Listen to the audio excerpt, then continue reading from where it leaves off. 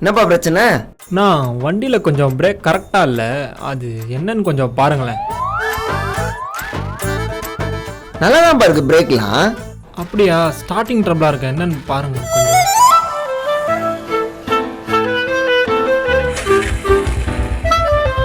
வண்டியில நல்லா தானப்பா ஸ்டார்ட் ஆகுது, கிளீனா இருக்க வண்டி. வீல் பெண்டாக இருக்கிற மாதிரி இருக்கு, என்னன்னு பாருங்க கொஞ்சம். என்ன எதையாச்சும் சொல்றான்? வீலா? எங்க பார்த்து பேசுறான்? ஓ ஆமாப்பா, வீல் பெண்டா தான் இருக்குது, எடுக்கணும்னா 1000 ரூபாய் ஆகும். 1000 ரூபாவா? வீல் நல்லா தானே இருக்கு.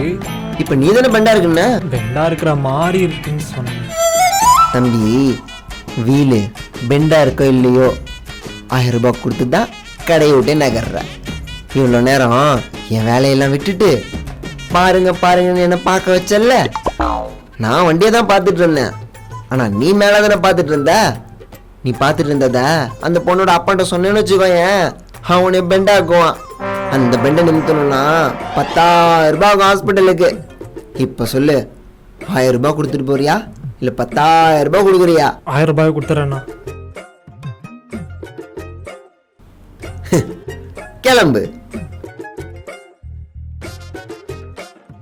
வீல் பெண்ட் எடுத்திருந்தா கூட எனக்கு இந்த 1000 ரூபாய் கிடைச்சிருக்காது. டீயே சாப்பிட வழி இல்லாம இருந்த எனக்கு பிரியாணி சாப்பிட்ற அளவுக்கு கிடைச்சிருக்கு. அப்ப ஒரு பிரியாணி சாப்பிட கொள்ளலாமா?